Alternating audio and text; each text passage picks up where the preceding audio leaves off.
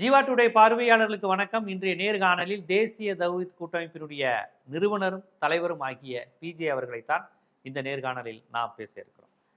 ஐயா, இப்ப இந்த அமெரிக்கா ஈரான் பிரச்சனைங்கிறது ஒரு எண்ணெய் வள பிரச்சனை, அந்த கனிம வளங்களை கொள்ளையடிக்கிறதுக்கு அவங்க பேசுறாங்க அப்படிங்கிற மாதிரியான விஷயங்கள் பலரால் விமர்சிக்கப்படுது. உங்களை மாதிரி ஆட்களால் மட்டும் இல்லை, பொதுவான ஒரு அமைப்புகளினால். ஏன் இஸ்ரேல்லே அமெரிக்காலேயே கூட அமெரிக்காவின் நடவடிக்கை எதிராக மக்கள் நிறைய இருக்காங்க. அப்புறமேட்டு பாலஸ்தீனத்தில் இருக்கக்கூடிய குழந்தைகளுடைய அந்த நிலையை பார்த்து அழுகிற அந்த மனித மனங்களும் இருக்கு. இஸ்ரேலா இருந்தாலும் வந்து சாரி கேட்கறான்.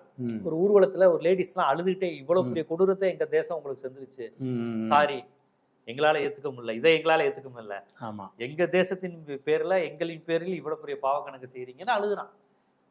கடவுள்கிட்ட மன்னிப்பு கேட்கிறான், சாரி ஜீசஸ் அப்படின்னு சொல்லி கேட்கிறேன். அந்த மாதிரி உருவங்களையும் நம்ம பார்க்க முடியாது. ஆனா அந்த ஈரான் இஸ்ரேல் ஈரான் அமெரிக்க சண்டைங்கிறது தொடர்ச்சியா இருந்துகிட்டு இருக்கு வரலாற்று. சதாம் ஹுசேன் அவர்களுடைய வரலாறை எடுக்கும்போது அவர் வந்து ஷியாக்களுக்கு பிரச்சனை கொடுத்தாரு, சன்னி ஷியா பிரச்சனை, அவங்களுக்குள்ள நடந்த பிரச்சனை, இதுல அமெரிக்காலாம் உள்ள வரலங்க. அந்த மக்களே அவரை தூக்குல போட சொன்னாங்க, மக்கள் எதிராக இருந்தாங்க, உடனே அமெரிக்கா உள்ள வந்துருச்சு அப்படின்னு சொல்றாங்க அப்படிங்கிற மாதிரி சிலர் சொல்லுவாங்க. சிலர் வந்து எங்க அவர் சதாம் ஹுசேனே அமெரிக்கா உருவாக்குன ஆளுதாங்க, அப்புறம் திடீர்னு அவர் அமெரிக்காவுக்கு ஏதோ மாத்திட்டாருன்னே அவரை தூக்குல போட்டாங்கிறாங்க. ஸோ சதாம் ஹுசேன் வரலாறை நம்ம எப்படி பார்க்கணும்? எண்ணெய் வள வேட்டைக்காக பலியாக்கப்பட்டவரா, இல்லை இவரே அமெரிக்க ஏகாதிபத்தியத்தின் கைப்பொம்மையாக இருந்து பின்னால் பழிவாங்கப்பட்டவரா, சன்னி ஷியா பிரச்சனையில் அவர் உண்மையில் ஒரு தேவையில்லாத பதட்டத்தை மக்கள் மத்தியில் ஏற்படுத்தினாரா? எப்படி புரிஞ்சுக்கணும் சதாம் ஹுசேன்? அதாவது சதாம் ஹுசேனுடைய அவர் தூக்கில் போடப்பட்ட அந்த நிகழ்வு இருக்குல்ல, அதை மட்டும் பார்க்கக்கூடிய மக்களுக்கு வந்து ஒரு அநீதி இழைக்கப்பட்ட ஒரு மனிதர் என்றதுனால நிறைய அனுதாபம் இருக்குது சதாம் ஹுசேன் மேலே. பொதுவாக யார் மேலேயும் வரும். யாருக்காவது ஒரு ஒரு குலகாரனையே ரோட்டில் போட்டு அடித்து கொண்டுறாங்கன்னா அவனுக்கு பரிதாபப்படுவாங்க, இவன் குலகாரன் தானேன்னு பார்க்க மாட்டாங்க. அப்போ அந்த மாதிரி அடிப்படையில் சதாம் ஹுசேனுக்கு மக்கள் மத்தியில் ஒரு அனுதாபமும், அவர் பேரை கொஞ்சம் புகழோடு பேசுகிறாங்கல்ல, அதுக்கெல்லாம் முக்கிய காரணம் என்னன்னு கேட்டால் அமெரிக்கா அவரை தூக்கில் போட்டுருச்சு அப்படிங்கிறதுனால. அமெரிக்காவின் எதிரினா அவன் வீரனா இருப்பான், ஒரு நல்லவனா தானே இருப்பான், நல்லவனா தான் மக்களுக்காக நின்றுக்காண்டா அந்த கான்செப்ட். அதனால இதனுடைய இதை வந்து அவர் எப்படி அதிபராக வந்தார், அவர் அதிபராக இருக்கும்போது என்னென்னலாம் செஞ்சார், அமெரிக்கா எதில் தலையிட்டது, என்னென்ன விஷயங்கள் நடந்துச்சு, இவருக்கு தூக்கு தண்டனை கொடுக்கப்பட்ட விஷயம் எல்லாத்தையுமே கொஞ்சம் முன்னாடியிலேருந்து அவர் ஆட்சிக்கு வர்றாருல அப்போ இருந்து நம்ம எடுத்தால் தான் என்ன செய்யும் சரியாக வரும். ஈராக்கை பொறுத்த வரைக்கும் 2014 தான் அவங்க கணக்கெடுப்பு நடத்தியிருக்கிறாங்க. இந்த 25 ஆச்சு, 11 வருஷமாக எடுக்கலை. 2014 மக்கள் தொகை எடுக்கும் பொழுது 4.5 கோடி மக்கள் தொகை. இன்றைக்கி ஒரு 5 இருக்கலாம்னு நினைக்கிறேன். நான் சொல்கிறேன் 4.5 கோடிங்கிறது 2014 கணக்கில்படி 4.5 கோடி இருக்கிறாங்க. அந்த 4.5 கோடி மக்களில் 60% வந்து ஷியாக்கள், மெஜாரிட்டி ஷியாக்கள் தான் ஈராக்கில். அது மாதிரி சன்னிகள்னு சொல்கிறவங்க 32% இருக்கிறாங்க. இது அல்லாமல் கிறிஸ்தவர்கள், லோக்கலில் சில மதங்கள்லாம் இருக்கிறது, அவங்களெலாம் சேர்த்து ஒரு 8% வருவாங்க, எல்லாம் சேர்ந்து. அப்போ இந்த மாதிரியான ஒரு நாட்டில் இவர் யாருன்னு கேட்டால் இவர் வந்து ஷியா கிடையாது, ஷியாக்கள் மெஜாரிட்டியாக இருக்கிறாங்க. ஷியாக்கள் மெஜாரிட்டியாக இருக்கிற நாட்டில் ஒரு ஷியா தான் ஆட்சிக்கு வர முடியும்னு இருந்தாலும் இவர் வந்து சன்னி பிரிவை சேர்ந்தவர். இவர் எப்படி ஆட்சிக்கு வந்தார் அப்படின்னு சொன்னால், அதுக்கு முன்னாடி உள்ள அந்த இவருக்கு முன்னாடி சதாமுக்கு முன்னாடி யார் கையில் இருந்துச்சுன்னு கேட்டால் பிரிட்டிஷ் கண்ட்ரோலில் கிங் ஃபைசல்ங்கிற ஒரு மன்னராக இருக்கிறார். அவர் வந்து பிரிட்டிஷு கப்பம் கட்டி கொண்டு பிரிட்டிஷுடைய ஆளாக, இங்கே சில இந்தியாவில் சில பிடிச்சி வச்சுருந்தாங்கல்ல, பிரிட்டிஷ்காரன் கப்பம் வாங்கிக்கிடுவான், இவங்களை ஆட்சி பண்ண விடுவான், கைப்பற்றிக்கிற மாட்டான், அவங்கள்ட்ட வந்து பணத்தை வாங்கிட்டு இந்த கட்டபொம்மன் கதையில் அப்படி தானே வருது. அந்த மாதிரியான அடிப்படையில் 1932 இருந்து பிரிட்டிஷார் கைக்கு போகுது. 1932 இருந்து 1958 வரைக்கும் பிரிட்டன் வந்து என்ன செய்கிறாங்கன்னா அந்த கிங் ஃபைசலை ஆதரித்து, பிரிட்டிஷோட காலனி நாடாக இருக்கா ஈரான், காலனி நாடு இந்தியா மாதிரி காலனி நாடாக இருந்தாலும் அந்த மன்னர்களுக்கு அதிகாரம் கொடுத்த ஒரு அந்த மாதிரி மொத்தமாக கையில் எடுத்துக்கிறாம அது வந்து கிங் ஃபைசல் ஆட்சி பண்ணுவார். அவர் ஆட்சி பண்ணுறதுக்காக வேண்டி அவர் ஒரு தொகையை பிரிட்டிஷார் கொடுத்துருவார், வரி வசூலித்து இவங்களுக்கு ஒரு பங்கை கொடுப்பார். நமக்கு பாளையக்காரர்கள் பாளையக்காரன் தாங்கள்ல, அந்த பிரிச்சு அந்த கொடுக்குற மாதிரியான மாதிரி. ஒரு சரி, அடிப்படையில். அப்போ 1958 வரைக்கும் இந்த மன்னராட்சி இருந்தவுடனே அப்போ இராணுவ புரட்சி மூலமாக அவருடைய ஆட்சி அகற்றப்படுது. கிங் ஃபைசலுடைய ஆட்சி வந்து 1958 அகற்றப்படுது. 58லேருந்து 68 10 வருஷம் இராணுவம் தான் ஆட்சி பண்ணுது. அப்போ இராணுவத்தில் என்ன செய்யறனா, இவன் அந்த பிரிட்டிஷ்க்கு அடிமையாக இருக்கிறான், இருக்கிற வரி பணத்தையெல்லாம் அவங்களுக்கு கொண்டே கொடுக்குறான், நமக்கு சுதந்திரம் இல்லைங்கிற அந்த சுதந்திர உணர்வு இருக்கும்ல, அது மக்கள்கிட்ட இருக்கிறத கணித்து என்ன செய்கிறாங்கன்னா இராணுவத்தினர் வந்து அந்த கிங் ஃபைசலை முறியடித்து விட்டு ஆட்சியை கைப்பற்றுறாங்க. 1958 கைப்பற்றி 1968 வரைக்கும் அவங்க கையில் இருக்குது. இந்த நேரத்தில் வந்து அந்த அந்த அந்த நாட்டில் இந்த இராணுவத்துக்கும் எதிராக ஒரு கட்சி அங்கே லோக்கலில் ஒரு அரசியல் கட்சி உருவாகுது. அதை வந்து சுருக்கமாக பாத் கட்சிம்பாங்க, பாத் கட்சின்னு சொல்லுவாங்க. அது அரபு சோசியலிஸ்ட் பாத் பார்ட்டின்றதுக்கு மொத்தத்துக்கு பேர். சரி, சுருக்கமாக வந்து பாத் கட்சின்னு சொல்லுவாங்க. இந்த பாத் கட்சி என்ன செய்யுதுன்னு கேட்டால், இது வந்து ஒரு ஒரு ஒரு வித்தியாசமான கொள்கையை மக்கள்கிட்ட வச்சு ஆதரவை பெறுறாங்க. மக்கள் மத்தியில் படிப்படி ஆதரவு வருது. அதில் முக்கியமாக அவங்க சொன்னது என்னன்னு கேட்டால், அரபு ஒற்றுமை அவசியம். நம்ம வந்து ஈரான்லாம் பிரிச்சுக்க இருக்கக்கூடாது, எல்லா அரபு நாடுகளையும் ஒன்றிணைத்து ஒரு அகன்ற பாரதம்னு சொல்கிறாங்கல்ல, அந்த மாதிரி அகன்ற இஸ்ரேல்னு சொல்கிற மாதிரி அகன்ற அரபு தேசம் தான் இவங்களுடைய கொள்கை. ஓ சரி, யாருடைய பாத் கட்சி? அந்த பாத் கட்சியுடைய கொள்கை. அந்த பாத் கட்சி ஆரம்பிக்கிறாங்க. அந்த அகண்ட அரபு தேசத்துல என்னென்ன நாடுகள் வரும்? எல்லா அரபு பேசுகிற அப்படி நாடு வந்துடும். ஈரான் மட்டும் வராது. ஈரான் வந்து பார்சி பேசுறது, அரபு கிடையாது. ஓ மொழி. ஓ அரபுங்கிறது இங்க மதமா இல்ல, மதம் இல்ல, மொழியாவும் தேசிய இனமாவும் தான். தேசிய இனமா தான். ஓகே, அரபு தேசிய இனம்னு சொல்லி தான் அரபு அல்லாத முஸ்லிம்களை எல்லாம் அழிச்சாங்க. அதுக்காகத்தான் சொல்ல வர்றேன். ஓ மொழி பிரச்சனை, இது மொழி தான் பிரச்சனை, மதம் பிரச்சனை கிடையாது. சதாம் அந்த கட்சியில் போய் சேர்றாரு சொல்றாரு. ஈராக்கும் பார்சி, ஈராக்கில் உள்ள பாத்துங்கிற கட்சி. ஈராக் ரெண்டும் பார்சி. ஈராக் வந்து அரபி, ஈரான் மட்டும் பார்சி. ஈரான் பார்சி. அவன் என்ன செய்யறான்னா, அந்த ஈரான்லேருந்து அவங்களை கட்டுல பிரித்து எடுக்கிறதுக்காக வேண்டி நாமெல்லாம் அரபிகள்லாம் ஒன்றா சேரணும் அப்படின்னு சொல்லி குவைத்து, துபாய், சவுதி எல்லாம் சேர்ந்து ஒரு அரபு நேஷன் உண்டாகணும்னு சொல்லி மொழி தேசியம் நீங்கள் பேசுகிறாங்கல்ல, தமிழன் தான் எல்லாம் வேணும், அரபிக்கு தான் எல்லாம் இருக்கணும் அப்படிங்கிற கொள்கையில் வருதாங்க. அதே நேரத்தில் வந்து பொருளாதாரத்தை பொறுத்தவரை சோசியலிச கொள்கை, அது இடதுசாரியுடைய கொள்கையை எடுத்துக்கிட்டாங்க அந்த பாத் கட்சிங்கிறது. அதே மாதிரி வந்து ஆட்சி வந்து மதச்சார்பின்மையாக இருக்கும்.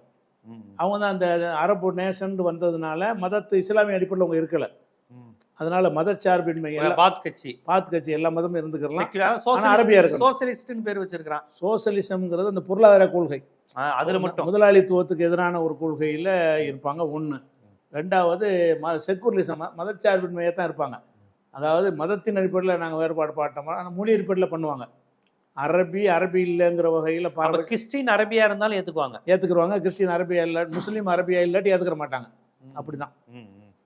அப்போ இந்த மாதிரி ஒரு கட்சி என்ன செய்கிறாங்கன்னா, தீவிர தேசியவாதம், அது வெளிநாட்டு தலையீடுகளே இருக்கக்கூடாது அப்படிங்கிற ஒரு கொள்கையில் என்ன செய்கிறாங்கன்னா, அது போக அந்த கட்சியிலேருந்து ஆட்சிக்கு நாங்கள் வந்து விட்டால் ஒரு தலைவர் தான் ஆட்சிக்கு வந்துடுவாங்க. ஒரே ஒரு ஆளை தான் தேர்ந்தெடுப்பாங்க. ஆளினால் அவர் தான். அதாவது ஏறக்குறைய இந்த ஜனாதிபதி ஆட்சி முறை மாதிரி. அதனால ஒரே தலைவர் ஆட்சி முறை தான். ஜனநாயகம்லாம் கிடையாது. மந்திரி சபை, பாராளுமன்ற எம்பி அதெல்லாம் கிடையாது. ஒரே ஒரு ஆளை தேர்ந்தெடுக்கணும். அவர் தான் அதிபராகிடுவார். அவர் சர்வாதிகார அதிபராக இருப்பார். இப்படிங்கிற கொள்கை தான் அந்த பாத்து கட்சியுடைய கொள்கை. அந்த கட்சியில் போய் சதாம் ஹுசேன் சேர்றார். ஏற்கனவே அந்த கட்சி இருந்துகிட்டு இருக்கிற இந்த கொள்கையை பேசக்கூடிய கட்சி 1957 இவர் அந்த கட்சியில் சேர்றாரு. அப்போ 57 ஒரு 11 வருஷம் அதில் சாதாரண ஒரு தொண்டராக பணியாற்றி 68 என்ன செய்கிறாருன்னு கேட்டால், அவர் வந்து முக்கியமான அந்த கட்சிக்கு உபத்தலைவர் ஆகுறார். பாத் கட்சிக்கு உபத்தலைவர் ஆகுறார். அதுக்கப்புறம் குடியரசுத் தலைவர் அங்கே ஒரு பிரச்சனையினால் அந்த ஜனாதிபதி இருப்பார்ல, அவர் பதவி விலகிறாரு 79. அது பதவி விலகுனதுக்கு காரணம் உள்நாட்டு குழப்பமாக என்னென்னு தெரியலை. அவர் பதவி விலகிறாரு, நான் பதவியில் இருக்க மாட்டேன்னு. உடனே என்ன செய்கிறாருன்னா, இவர் அடுத்த நிலையில் இவர் தான் கட்சிக்கு உபத்தலைவராக இருக்கிறார். அப்போ சதாம் ஹுசேன் அதிபர் ஆகிறார். பாத் கட்சியின் சார்பாக, இந்த கட்சியின் சார்பாக ஏற்கனவே ஒருத்தர் தேர்ந்தெடுக்கப்பட்டு அதிபராக இருக்கிறாரு. அவர் ராஜினாமா பண்ணதுனால அடுத்த இடத்துல இருந்தவர் என்ன செய்கிறாரு, அதிபருக்கு வந்துடுறாரு.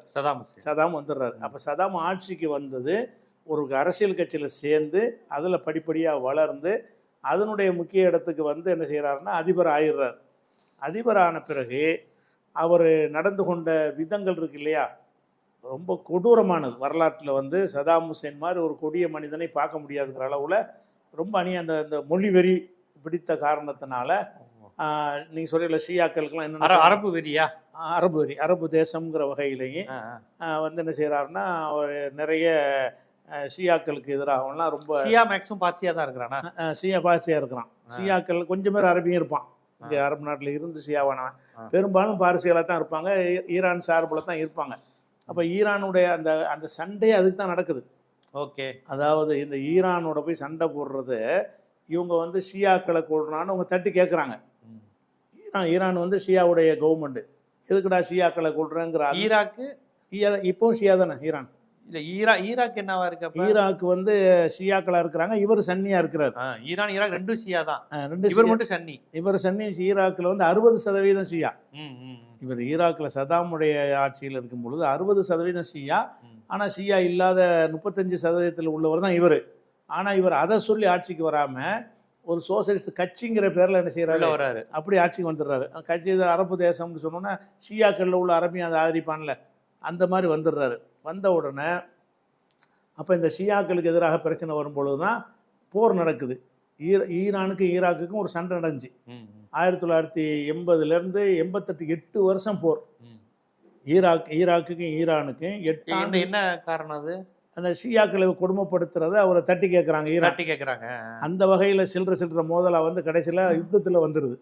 அந்த யுத்தம் வரும்பொழுது ஈராக்குக்கு வந்து அமெரிக்கா, பிரிட்டன், பிரான்ஸ்லாம் சப்போர்ட் பண்ணுறாங்க. இப்போ ஈரான் எதிர்த்து சண்டை போடுறாங்க. ஈரானை ஒழிக்கணுங்கிறதுக்காக வேண்டி என்ன செய்கிறாங்கன்னு கேட்டால், ஈரான் அப்போ இருந்த யாருக்கு அடிபணியக்கூடாதுங்கிற ஒரு கொள்கையில் உள்ள ஒரு நாடு. அவங்கள விரட்டி விட்டுட்டு தானே அவர் குமைனி ஆட்சியை பிடிக்கிறாரு. அதனால அந்த ஒரு கோபம் இருக்கிறதுனால இப்போ வந்து எதிரிக்கு எதிரி நண்பன்கிற வகையில் முழுக்க ஈராக்குக்கு வந்து அமெரிக்கா தான் சப்போர்ட் பண்ணுது. அவனுடைய உள்ள ஆயுதங்கள், போக்குவரத்து எல்லாமே வந்து அமெரிக்கா, பிரிட்டன், பிரான்ஸ் இந்த 3 நாடுகளும் அவங்களுக்கு சப்போர்ட்டாக இருக்காங்க. அது மாத்திரம் இல்லாமல் உளவு தகவல், ஆயுதங்கள் இதெல்லாம் கூட கொடுத்தாங்க. உளவு தகவல்லாம் அவங்க தான் எடுத்து கொடுப்பாங்க. ஈரான் அங்கே போய் அடி, இங்கே போய் அடி அப்படின்னு சொல்வது. அவங்களுக்கு தேவையான ஸ்கட் ஏவுகணைன்னு ஒன்று அப்போ இந்த போர்க்களத்தை அறிமுகமாச்சு. அந்த ஏவுகணைகள் அமெரிக்கா தான் கொடுக்குது. ஸ்கட் ஏவுகணை மூலமாக வந்து தாக்கல் பண்ணுறது அதெல்லாம் செஞ்சாங்க. இது மாதிரி போய்கிட்டு இருந்த ஒரு நேரத்தில் அமெரிக்காவில் அவர் இருக்கிறார். அமெரிக்கா செல்ல புள்ள மாதிரி இருக்கும்போது என்ன ஆகுதுன்னா, நம்மளை யாரும் கேட்கலான்னு சொல்லிட்டு குவைத்து மேலே படையெடுக்கிறார். குவைத்து ஈராக்கை ஒட்டி உள்ள ஒரு நாடு. 1990 என்ன செய்கிறாருன்னு கேட்டால், இன்னொரு நாடாக இருக்கிறாங்க, அது இறையாண்மை இருக்குது, ஐநாவில் அங்கீகரிக்கப்பட்டிருக்கிறது, அது தேவையற்ற ஒரு விஷயம். இருந்தாலும் என்ன செய்கிறாருன்னு கேட்டால், குவைத்து மேலே படையெடுக்கிறார். குவைத்துங்கிற ஒரு சின்ன ஒரு நாடு. மக்கள் தொகையே வந்து 43 லட்சம் பேர் தான் இருக்கிறாங்க. அந்த 43 லட்சத்தில் 13 லட்சம் தான் குவைத்தியர்கள், 30 லட்சம் பேர் வெளிநாட்டுக்காரன். குவைத்தில் வந்து எந்த ஒரு நாட்டிலையும் இப்படி இருக்காது. வெளிநாட்டுக்காரன் 2 மடங்குக்கு மேலே இருக்கிறான். வெளிநாட்டுக்காரன்னா இந்தியா, பங்களாதேஷு, இந்த மாதிரி இந்த பிழைக்க போனவர்கள், இந்த மாதிரி போனவர்கள் வந்து 30 லட்சம் இருக்கிறாங்க. 13 லட்சம் தான் குவைத்து மக்கள் தொகையை. ஆனால் இப்போ கேட்டால் 43 நான் 30 இவனையும் சேர்த்து குவைத்து மக்கள் தொகை 43 சொன்னாலும் லோக்கல் மக்கள் 13, 30%, 30 லட்சம் வந்து வெளிநாட்டுக்கு பிலிப்பைன்ஸ் அதிகம் இருப்பாங்க, இந்தியா, பங்களாதேஷ், பாகிஸ்தான்லாம் இருப்பாங்க. அதுக்கப்புறம் அதனுடைய பரப்பளவு குவைத்து எடுத்துக்கிட்டீங்கன்னு சொன்னால் தமிழ்நாட்டில் 7ல் 1 பங்கு. ஒட்டுமொத்த தமிழ்நாட்டில் எடுத்துக்கிட்டிங்கன்னா மொத்தமே ஆமாம் 17,818 சதுர கிலோமீட்டருங்கிறான். அது தமிழ்நாட்டுடைய பரப்பளவில் 7ல் 1 பங்கு வருகிறது. அப்போ அந்த ஒரு விஷயம். அதே நேரத்தில் அங்கே உள்ள வளத்தை எடுத்துக்கிட்டிங்கன்னு சொன்னால் 101 பில்லியன் பீப்பாய் வந்து அவங்கள்ட்ட இருப்பில் இருக்குது நிலத்தடியில். இந்த குரூட் ஆயில்ங்கிறாங்கல்ல, குரூட் ஆயில்ங்கிறது 101 பில்லியன் பீப்பாய் ஸ்டாக் வச்சுக்கிட்டு இருக்கான். கொஞ்சம் கொஞ்சமாக அதை எடுத்தால் கூட பல 100 வருஷத்துக்கு வரும். அவ்வளவு எண்ணெய் வளம் மிக்க ஒரு நாடாக இருக்கிறது. உற்பத்தி எடுத்துக்கிட்டிங்கன்னா உலகத்தில் உற்பத்தி ஆகுறதுல 3% அவன்கிட்ட தான் வருது. மொத்த உலகத்தினுடைய பெட்ரோல் உற்பத்தியில் 3% அந்த சின்ன நாட்டில் இந்த 3%ங்கிறது பெரிய நம்பர். அதனால சின்ன நம்பர் உள்ள மக்கள் 13 லட்சம் பேர் 3%. அதனால உலக பணக்கார நாடாக இருக்குது. இன்னைக்கு உலகத்தில் பெரிய பணக்கார நாடாக குவைத் இருக்கிற காரணம் வந்து அந்த அதோட மதிப்பு அதிகம் இல்லை, பண மதிப்பு அதிகம். ஆமாம். அதில் என்னன்னு கேட்டால், குவைத்தில் வந்து இந்த ஈராக்கு போர் நடக்கும் பொழுது குவைத்து வந்து நிறைய உதவி செஞ்சாங்க. அந்த அரபி வெறியில தான். இவன் அரபி அவன் வந்து அவன் பார்சிக்காரன், ஈரான்கிறவன் பார்சி மொழிக்காரன், இவன் நம்ம அரபு தேசத்துக்காரன். அந்த அரபு நேஷனுங்கிற வகையில் தான் $80 பில்லியன் வந்து குவைத்து கடன் கொடுத்தான் இவனுக்கு போர் நேரத்தில். அந்த கடனை கொடுறான்னு திருப்பி கேட்டான்.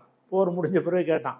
குவைத்து வந்து எங்களுக்கு தர வேண்டிய $80 பில்லியன் கொடு அப்படின்னு கேட்கும் பொழுது அப்போ என்ன செஞ்சாருன்னா, இவங்களுக்கு யார் இருக்கா கேட்க, யார் இருக்கா, அதுலேயும் அமெரிக்கா பிரிட்டன் செல்லுப்பிள்ளை வர இருக்கார் இவர். ஆமாம். அதனால யார் கேட்க போகிறான்னு சொன்னார்னா, ஓவர் நைட்டில் குவைத்தை பிடிச்சிக்கிறார். குவைத்துக்கு பிறகு இராணுவம்லாம் கிடையாது. இராணுவத்தை அனுப்பி என்ன செய்கிறாருன்னா, சின்ன நிலப்பரப்பு தானே, மக்கள் தானே, நாட்டை கைப்பற்றிக்கிட்டாரு. மன்னர் சவுதி தப்பிச்சு ஓடி போயிட்டார். குவைத்துடைய மன்னர் ஓடி போயிடுறார். அப்போ இவர் என்ன செஞ்சாருன்னு கேட்டால், இது வந்து அதாவது 12 மணி நேரம் தான் இதை கைப்பற்றுறதுக்கு. 1990 ஆகஸ்ட் 12 மணி நேரத்தில் குவைத்தை கைப்பற்றிட்டார். 1990 ஆகஸ்ட் 12ஆம் தேதி 12 மணி நேரத்துக்குள்ள குவைத்துக்குள்ள படை இறக்கி மொத்தத்தையும் கைப்பற்றிக்கிட்டாரு. மன்னர் ஓடி போயிட்டார். அதுக்கப்புறம் இதனுடைய 19வது மாகாணம்னு அறிவித்தார். எங்களுக்கு ஏற்கனவே 18 மாகாணம் இருக்கிறது, குவைத்து எங்களுடைய 19வது மாகாணம்னு பகிரங்கமாகவே, அது குவைத்து நாடே இல்லைன்ட்டார், எங்களுடைய ஒரு மாநிலம் அப்படின்னு அறிவிச்சிட்டார். அதுக்கப்புறம் வந்து இந்த இது வந்த பிறகு தான் என்ன செய்கிறாங்கன்னு கேட்டால், அரபு நாடுகள் நம்ம அரபு தேசம்னு சொல்லி ஏமாந்து போயிட்டோம், இவன் நம்ம அரபுல உள்ள நாடுகளே கைப்பற்றிட்டு போகிறான்னு சொல்லி சவுதியிலேருந்து மற்ற அரபு நாடுகள்லாம் ஒரு குவைத்தில் வந்து இருந்தது ஷியாவா சன்னியா? குவைத்தில் ஷியா, இது சன்னி அரபு. அரபு ஆனால் அது அவர் சன்னி ஷியா மாதிரி பேசல, அரபு வாங்க அரபிய நம்மளாம் ஒரே மொழி அப்படி இருந்த அடிப்படைலாம் ஒரு ஒருங்கிணைச்சிட்டு இருந்தார். அப்போ என்ன செய்கிறாங்கன்னா, மற்ற அரபு நாடுகள்லாம் யோசிக்கிறாங்க, இப்போ சதாமை எப்படி விட்டோம்னு சொன்னால் குவைத்தை பிடிச்ச மாதிரி நாளைக்கு துபாயை பிடிப்பார், நாளைக்கு சவுதியை பிடிப்பார், அந்த மாதிரி ஒரு விட்டுறக்கூடாதுன்னு சொல்லி இந்த அமெரிக்காவிட்ட போய் உதவி கேட்குறாங்க. ஓகே. அந்த குவைத்து மன்னர் உள்பட அவர் தப்பிச்சு ஓடி போய் சவுதியில் இருக்கிறார். உதவி கேட்டோன்னு செய்கிறாங்கன்னா, 36 நாடுகள் ஒன்றா சேர்ந்து 1900 ஒரு வருஷத்துலேயே, ஒரு வருஷம் தான் 90 கைப்பற்றுறாரு. ஆகஸ்ட்டில், செப்டம்பர், அக்டோபர், நவம்பர், டிசம்பர் 4 மாதம் தான் அவர் ஆட்சியில் இருந்துச்சு. 4 மாதம் குவைத்தை கையில் வச்சுருந்தார். ஜனவரி மாதம் என்ன செஞ்சுட்டாங்கன்னா, ஜனவரி பிப்ரவரியில் வந்து 36 நாடுகள் வந்து போர் செய்து அதை 36 நாட்டு படை இறக்கி அதை வந்து ஒரே நாளில் கைப்பற்றிட்டாங்க. குவைத்தை வந்து தனி நாடு ஆக்கி அவர் ஆட்சியிலேருந்து எடுத்துட்டாங்க. இது எடுத்த பிறகு அப்போ குவைத்தில் உங்களை நாங்கள் பாதுகாக்கணும்னு சொல்லி எங்களுக்கு நிரந்தரமாக இராணுவத்தலை வேணும்னு ஒரு பெரிய இடத்த அமெரிக்கா பிடிச்சிக்கிட்டான். குவைத்தில் இராணுவத்தெல்லாம் இப்படி தான், குவைத்துலையும் எல்லா விமானத்தலங்கள்லாம் இருக்குது. அமெரிக்கா யாரையும் தாக்குறாருன்னா குவைத்திலேருந்து தாக்குவான். ஏன்னு கேட்டால், இந்த போரில் அவனுக்கு உதவி செஞ்ச காரணத்தினால அங்கே வச்சுட்டான், அங்கே நிரந்தரமாக அவனுக்கு தளத்தை வச்சுக்கிட்டான். இன்னைக்கு வரைக்கும் அந்த தளம் இருக்குன்னு வைங்களேன். அதுக்கப்புறம் இந்த போரில் வந்து சதாம் அகற்றலை, சதாம்ன்றது குவைத்தை மீட்டினாங்க, அவ்வளோதான். அது ஒரு 90 உள்ள போரில் வந்து சதாமை காலி பண்ணுற போர் இல்லை. அதுக்கு பிறகு என்ன ஆகுதுன்னு கேட்டால், இவருக்கு அந்த குவைத்துக்கு அந்த அமெரிக்காவுக்கு எதிரியாக போனதுக்கு பிறகு இவர் கொஞ்சம் உலகத்தில் ஒரு ஹீரோவாகிறதுக்காக வேண்டி அமெரிக்க எதிர்ப்பு பயங்கரமாக அமெரிக்க எதிர்ப்புலாம் பேசுகிறார். பேசி இது ஆயில கொள்ளடிக்க பார்க்குறாங்க, விட்ட மாட்டான், அப்படியா இப்படியான்னு சொல்லி சில வீராவேசம் பேசுகிறார். அப்போ இவன் பார்த்தாங்க, இவனை வந்து விட்டு வைக்கக்கூடாது, இவனை காலி பண்ணணும் அப்படிங்கிறதுக்காக வேண்டி அவனை வந்து காலி பண்ணுறதுன்றதுக்காக பிளான் பண்ணி என்ன செய்கிறாங்கன்னா, 2003 அமெரிக்கா போர் தொடுக்குது ஈராக் மேலே. என்ன சொல்லி போர் தொடுக்குதுன்னு கேட்டால், ஈராக்கில் ரசாயன ஆயுதங்கள் வச்சுருக்கிறான், பயங்கரமான ஆயுதம், அது உயிர்கொல்லி ஆயுதம், உலகத்தை அழிச்சு விடுற ஆயுதம். வந்து இப்போ சொல்கிற மாதிரி தான் ஈரானுக்கு இப்போ என்ன சொல்லிட்டு இருக்கிறாங்களோ அதான் ஈராக் அதே மாதிரியான அணுகுண்டு சொல்லலை, ரசாயன உயிர்கொல்லி ஆயுதங்கள் வச்சுருக்கிறான்னு சொல்லி ஜார்ஜ் புஷ்ஷும் டோனி பிளேயர் பிரிட்டனுடைய பிரதமர், ஜார்ஜ் புஷ்ங்கிறவர் அமெரிக்காவுடைய பிரசிடெண்ட்டாக இருக்கிறவங்க, 2 பேரும் என்ன செய்கிறாங்கன்னு கேட்டால் ரசாயன ஆயுதங்களை வச்சிருக்கிறாரு. அது மாதிரி இந்த தீவிரவாதிகளுக்கு இவர் உதவி செய்கிறாரு. எந்த அளவுக்கு குற்றச்சாட்டு சுமத்தினாங்கன்னு கேட்டால், அந்த செப்டம்பர் 11 தாக்குதல் நடந்துச்சுல, அதுக்கு மூளையை இவர் தான்ட்டாங்க சதாம். ஆனால் சதாம் அதுக்கெல்லாம் எதிரான ஆள். சதாம் வந்து இந்த இவங்களாம் ஏற்றுக்கல. பொதுவாக அவருக்கு இந்த ஜிகாதத்தை எதிர்த்து நம்மள ஆட்சியை கவுத்திடுவாங்கன்னு ஆதரிக்க மாட்டார். அவருடைய சுபாவத்திலேயே அந்த தீவிரவாதின்னு வரக்கூடிய யாரையும் ஏற்றுக்கிற ஆள் இல்லை. அப்படி இருந்து கூட என்ன மதப்பிடிப்பு உடையவர் கிடையாது. மதப்பிடிப்பு வெளிப்படையாக கொஞ்சம் அல்லாஹ் பண்ணிக்குருவார், கொஞ்சம் தொழுகிற மாதிரி காட்டிக்கிடுவார், நோன்பு திறக்கிற மாதிரி எல்லாரும் முன்னாடி வந்து திறப்பார், முஸ்லீம் மாதிரி காட்டிக்கொள்வாரை தவிர மத பிடிப்பில் வந்து எதிர்க்கவும் மாட்டார். ஆனால் மதத்தை நிறைய மீறுவார். தனக்கு தானே சிலை வச்சாரா இல்லையா? ஈராக் முழுசும் அவருக்கே சிலை ஊர் நுழையும்போது அவருடைய நபிகளுக்கே செல்லக்கூடாதுங்கிறப்ப இவர் தனக்கு சிலை வச்சார் அவர் இருக்கும்போது. அப்போ இவர் என்ன செஞ்சாங்கன்னு கேட்டால், இவர் வந்து 2 குற்றச்சாட்டு, பயங்கரமான ஆயுதம் ஒன்று வச்சுருக்கிறாங்க, இந்த இந்த தாக்குதலில் தீவிரவாதிகள் ஐஎஸ்ஐ இந்த மாதிரி அல்காயுதாக்கெல்லாம் இவங்க தான் உதவி செய்கிறான் சதாமு, அதனால நாங்கள் உள்ளே நுழைஞ்சு அந்த ஆயுதங்கள்லாம் அழிக்கிறதுக்காக வேண்டி நாங்கள் படையெடுக்கிறோம்னு சொல்லி தான் வந்து உள்ளே நுழையிறாங்க. 2003 படையெடுத்து போய் அவ்வளோ பெரிய கொத்து கொண்டுலாம் போட்டு அப்பாவி அப்படி கொண்டுறாங்க. ஆனால் இப்போ யுத்தம் நடக்கிறதுக்கு முன்னாடி வரைக்கும் என்ன செஞ்சாருன்னா, வா பார்ப்போம் ஒரு கை பார்த்துருவோன்னு வீராவசம்லாம் பேசினார். கடைசியில் பார்த்தா ஒன்றுமே விட்டு இருக்கலை. எல்லாம் அமெரிக்கா கொடுத்த இது போன ஆயுதங்களை தான் வச்சுருந்தாரே தவிர அமெரிக்காவை எதிர்த்து சில நாட்கள் கூட தாக்கு பிடிக்க முடியலை அவருக்கு. 2013 வந்து ஏப்ரலில் பாக்தாதை கைப்பற்றிடுறாங்க. இந்த அமெரிக்க நேட்டோ படைகள்லாம் சேர்ந்து அவங்க நாட்டை கைப்பற்றிடுறாங்க. கைப்பற்றின உடனே இவர் ஏப்ரலில் தப்பிச்சு ஓடி போயிடுறாரு. சதாம் ஹுசேன் என்ன செய்யலைன்னா வீரமாக நின்று போராடி மடியணும். சோல்ஜர்கள்லாம் போராடுறாங்க, அவங்க செத்து மடிஞ்சிட்டு இருக்கிறாங்கும் போது இவர் தன்னையை காப்பாற்றிக்கிட்டால் போதும்னு என்ன செஞ்சிட்டாருன்னா ஏப்ரலில் ஆள் ஓடி போயிட்டார். எங்கே இருக்காருன்னு தெரியலை. அப்போ 2003 ஏப்ரலில் போனவரை 2003 டிசம்பரில் இவங்க ஒரு பதுங்கு குழியிலேருந்து கண்டுபிடிக்கிறாங்க. அங்கே தான் இருந்திருக்கிறாரு.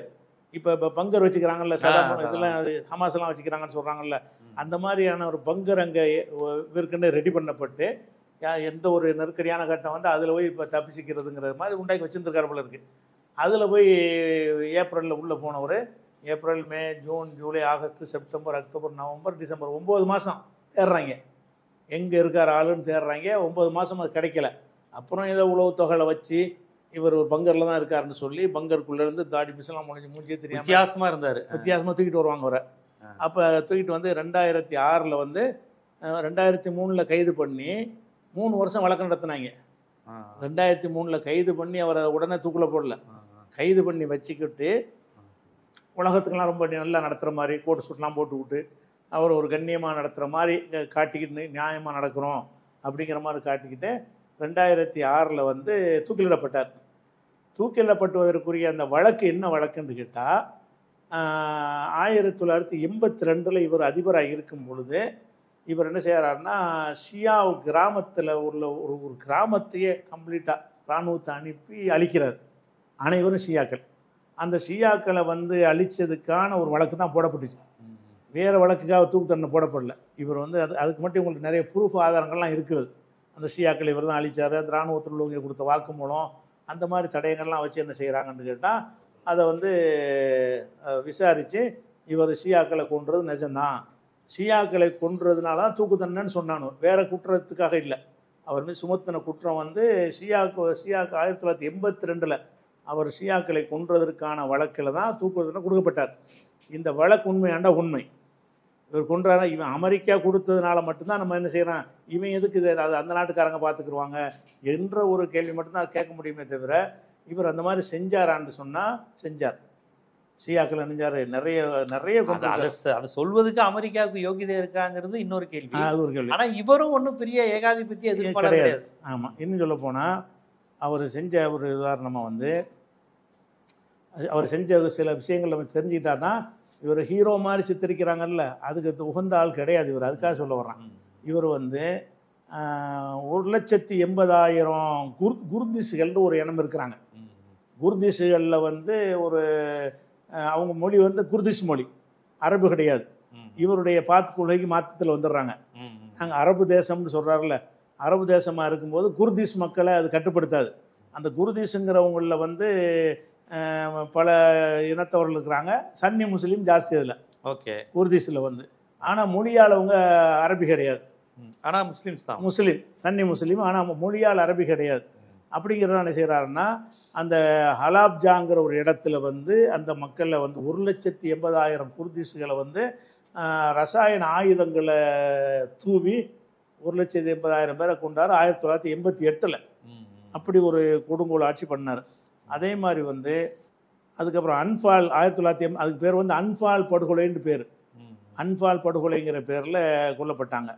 4,500 கிராமங்களை அழித்தார், குர்திஷுடைய கிராமங்களை. ஏன்னா அவங்க வந்து நாங்கள் தனி இனம், எங்களுக்கு தனி நாடு வேணும்னு கேட்டுட்டு இருந்தாங்க. சதாம் காலத்துலேருந்து முன்னாடி இருந்தேன், நாங்கள் மொழியாலையும் வேறையாக இருக்கிறோம், உன்னோட சேர்ந்துருக்க முடியாது, அதனால் எங்களை தனியாக பிரித்து விட்ருன்னு கேட்டுட்டு இருந்தாங்க. அதனால வந்து அந்த அவங்க கிராமங்கள்லாம் நினைஞ்சாருன்னா அழிச்சார்.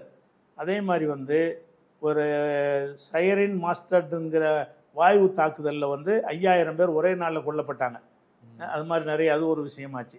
அடுத்து வந்து இது வந்து குர்திஷ் இன மக்கள் அந்த போராட்டம்லாம் இன்னும் இருக்கா?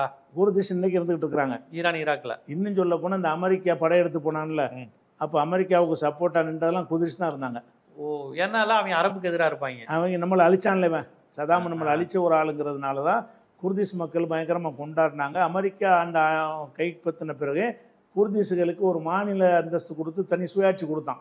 தனி நாடாக்கலை, மாநில சுயாட்சி. மாநில சுயாட்சி அமெரிக்கா கைப்பற்றின பிறகு தான் அவங்களுக்கு ஒரு சுயாட்சி கிடைச்சிச்சு.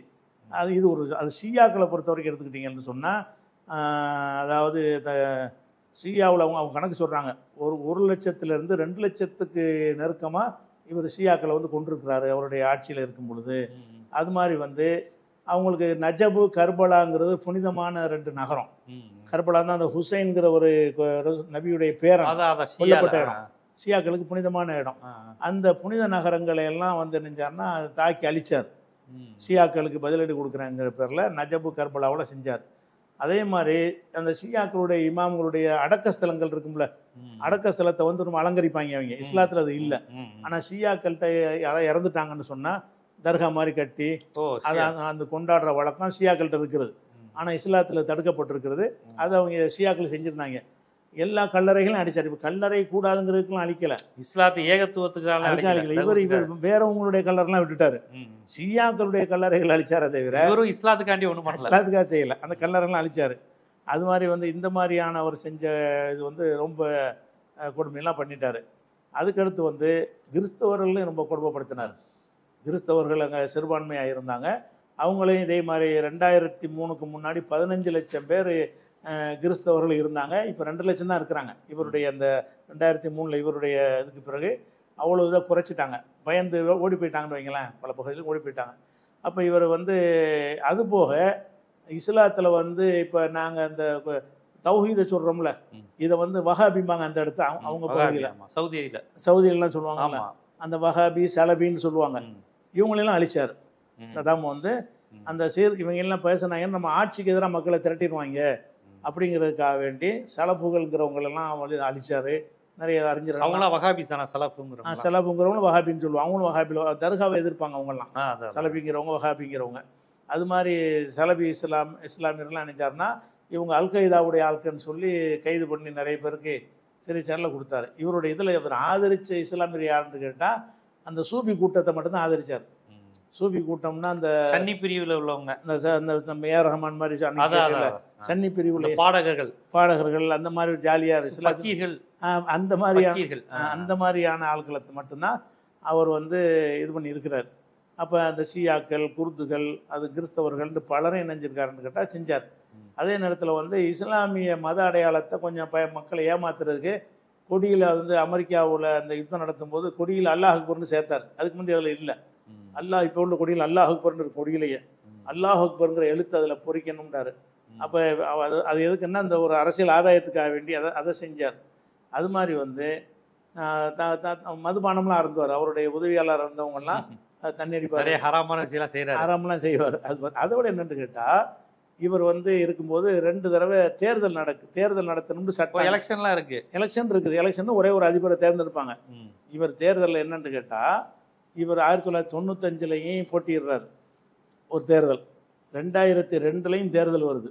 அந்த தேர்தலில் என்னன்னு கேட்டால் யாராவது போட்டியிட்டால் உள்ள பிடிச்சி போட்டுருவோன்னு உத்தரவு போட்டு தேர்தலில் போட்டிடுறாரு. போட்டியிடும் பொழுது 99.96% வாக்கு வாங்குறாரு. இவர் மட்டும்தான் வேட்பாளர் இவர் மட்டும்தான். எவனாச்சும் வேற ஒருத்தர் வேட்பாளர் வந்தால் உள்ள பிடிச்சி போட்டுருவாங்க. அப்போ எந்த ஒரு நேர்மை நீதி இல்லாமல் அவர் எல்லா ஓட்டு சதவீதமே 40 கூட ஆகலைங்கிறாங்க சர்வதேச பார்வையாளர்கள். இவர் வந்து 100% மக்கள் எனக்கு ஓட்டு போட்டாங்கங்கிறார்.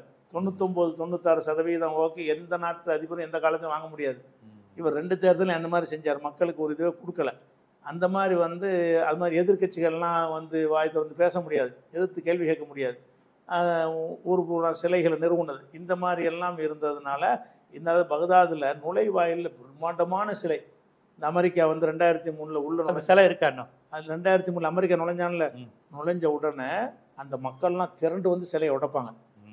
அமெரிக்கா சப்போர்ட் இருக்கு. அமெரிக்கா சப்போர்ட் இருக்குன்னு அப்போ வெறுத்துக்கிட்டு தான் ஆமா இருந்திருக்காங்க இவரை. ஆமா ஆமா. அது ஒரு இருக்குது. அதுக்கப்புறம் அது வீழ்ச்சின்னு சின்னம்ங்கிறாங்க. அப்போ இந்த மாதிரி எல்லாம் அவர் செஞ்ச அடிப்படையில் தான் சதாமுக்கு வந்து அவரை தூக்கில் போட்ட நிகழ்வுலாம் நடந்தது. இந்த 2 விஷயம் என்ன பார்க்கணும்னு கேட்டால், அவர் ஒரு நேர்மைக்கு போராடியவர்ன்ற வகையில் சித்தரித்தாங்கன்னா அதுக்குள்ள ஆள் கிடையாது. ஜனநாயகத்தை மக்களுடைய உரிமையை அவர் கொடுக்கவே இல்லை. சிறுபான்மையாக இருக்கிறவங்களெல்லாம் கொன்று குவித்தார். சும்மா எதிர்த்து ஜெயிலில் போட்டு அந்த மாதிரிக்கு செய்யலை அவர். ஈவிரக்கம் இல்லாமல் இராணுவத்தை வச்சு என்ன செஞ்சார், கொலை பண்ணார். அப்போ அது ஷியாக்களையும் அதிகமாக கொலை பண்ணியிருக்கிறாரு, குர்துஸ்களையும் இந்த மாதிரி கொலை கொன்று குவிச்சிருக்கிறார். அது இது இது இது மாதிரியான ஒரு விஷயம். அது மாதிரி அந்த வஹாபின்னு சொல்லக்கூடியவங்களையும் அழிச்சிருக்கிறார். அப்போ இவ்வளோ செஞ்சுட்டு அவர் நான் தான் எல்லா ஆளினால் ஜனநாயகத்தையும் கொடுக்காம தேர்தல் பேருக்கு நடத்தி கொண்டு இருந்ததுனால அவரை வந்து ஒரு ஹீரோ மாதிரி நினைக்கிற அளவுக்குள்ள ஒரு ஆள் கிடையாது. ஆனால் என்னன்னு கேட்டால் வரலாற்றில் வந்து சில நிகழ்வுகள் வந்து சிலரை ஹீரோவை ஆக்கி விட்டுரும். அவங்க ஹீரோவுக்கு தகுதியாக இருக்க மாட்டாங்க.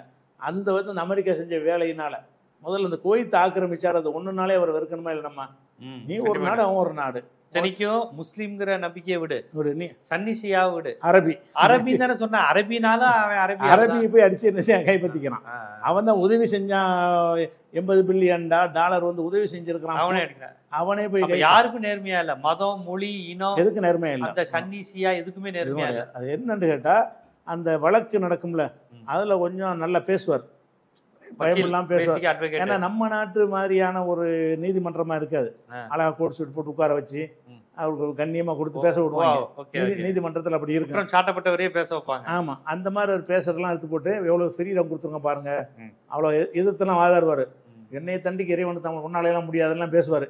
அந்த மாதிரி சில டைலாக்களை வச்சுக்கிட்டு அவர் ஒரு மாவீரர், அது மாதிரி ஒரு வீரர் கிடையாது. எந்த சர்வதேச நீதிமன்றத்தில் நடந்துச்சா இல்ல ஈராக்கிலேயே நீதிமன்றத்தை உண்டாக்கி அதில் வச்சு அமெரிக்காரன் நடத்தினா அங்கே ஒரு பொம்மை ஆட்சியை உண்டாக்கி அதன் பேரில் நடத்தி ஆனால் அந்த குற்றச்சாட்டுகள் வந்து நிரூபிக்கப்பட்டு தண்டனை அவர் செஞ்சார்.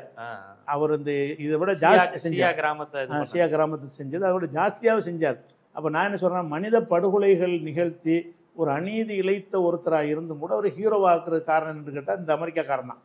இவன் போய் அடித்ததுனால அவன் நல்லவனாக தான் இருப்பான் அப்படிங்கிறனால வந்துச்சே தவிர இவர் நடத்தின ஈராக்கு போரும் ஈரான் போரும் நியாயமற்ற போர் தான்.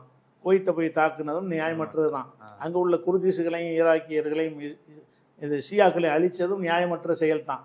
தன்னை முன்னிறுத்தி கொண்டு நியாயமற்ற செயல் தான். இன்னும் சொல்ல போனால் இந்த மொழி தேசியவாதத்தையே இஸ்லாம் கண்டிக்குது. இவர் வந்து மொழி அடிப்படையில் மக்களை பிரித்தார். அரபு மொழி மட்டும்தான் சிறந்த மொழி. நம்மளாம் அரபு தேசத்து அரபு எந்த மொழியும் சிறந்த மொழி கிடையாது, இஸ்லாத்தில் கிடையாது. எதுவுமே இவர் வந்து அந்த மொழி தேசியம் பேசிக்கிட்டு இருந்தார். அது இஸ்லாம் ஏற்றுக்கிறாரு. அந்த வகையில் பார்க்கும்போது ஒரு பர்ஃபெக்டான ஒரு ஆளாக அவரை சொல்ல முடியாது. அதான் அவருடைய வரலாறு. கண்டிப்பாக சதாம் ஹுசேனை பற்றி பலருக்கும் இருக்கக்கூடிய ஐயங்கள், மயக்கங்கள், அவரை பற்றிய பிம்பங்கள் எல்லாவற்றையும் உடைச்சிருக்கீங்க. உள்ளது உள்ளபடி ஒரு முஸ்லீம் ஆதரவாளராகவோ, சன்னி ஆதரவாளராகவோ, அரபு ஆதரவாளராகவோ, அமெரிக்க எதிர்ப்பாளராகவோ எந்த அடிப்படையிலும் அவரை பார்க்க முடியாது. முழுக்க ஒரு அதிகாரத்திற்காக எதையும் செய்யக்கூடிய ஒரு நபராக இருந்தாரே ஒழிய அவர் ஒரு சுருக்கம் ஒண்ணு அவர் ஓடி ஒளிஞ்சார்ல, அதுவே ஒரு இஸ்லாத்துக்கு ஒரு கேவலம் தானே. நிக்கணும், எதிர்த்து நிக்கணும். கேமின் என்ன சொல்றாரு, உடல் தன்னோட போனா போயிட்டு போகுது சொல்றாரு. இவர் 3 வருஷமா 6-8 மாசம் கோமேனி போன்றவர்கள் என்ன சொல்றாங்கன்னா, நீ மிஞ்சி போனா என் உடம்பு தானே அழிக்குது, உடம்பு என்ன அழிய போற உடம்பு தானே, அப்படி நிக்கணும். அப்பதான் வரலாற்றுல ஒரு போற்றத்தக்க வீரம்டா சொல்ல முடியும். ஒளிஞ்சுக்கிட்டு இருந்து ஒரு பிடிச்சிக்கிட்டு போய் புலி மாதிரி பூனை குட்டி மாதிரி தூக்கிட்டு வர்றாங்க. அதுவே பார்க்கும்போது ஒரு கேவலமா நமக்கு இஸ்லாமிய சமுதாயத்துக்கு ஒரு கோழைத்தனமா இருக்கிறாரு. வீரமா நின்று அவருடைய ராணுவ வீரர்கள்லாம் நிறைய பேர் மடிக்கிறாங்க. இவரும் சேர்ந்து அந்த போர் 9 மாசம் பதுங்குள்ள போய் படுத்துட்டாரு. போர்ல மடிஞ்சிருந்தாருன்னா கூட வீரர் லெவலுக்கு வந்திருப்பாரு. போரில் கொல்லப்படலவர். பல்வேறு விஷயங்களை ஒரு விஷயத்த மதம்ங்கிற அடிப்படையிலையோ அல்லது அவர் தனிப்பட்ட ஆளுமைங்கிற அடிப்படையிலையோ பார்க்கக்கூடாது. உண்மையில் அவர் என்ன செய்தார், என்ன செய்து கொண்டிருந்தார், வரலாறை அதை எப்படி சித்தரிக்குது, வரலாறு எழுதுறவனுடைய அரசியல் என்ன, இதையெல்லாம் தவிர்த்துட்டு என்ன நடந்தது அப்படிங்கிறத உண்மையை மட்டும் பதிவு செய்யணுங்கிற அடிப்படையில் சதாம் ஹுசேன் அவர்களுடைய வாழ்வு, அரசியல், ஆட்சி, அதிகாரம், போராட்டம், மரணம்னு எல்லாவற்றையும் ரொம்ப விரிவாகவே மக்களுக்கு எடுத்து வச்சிங்க. மிக்க நன்றி.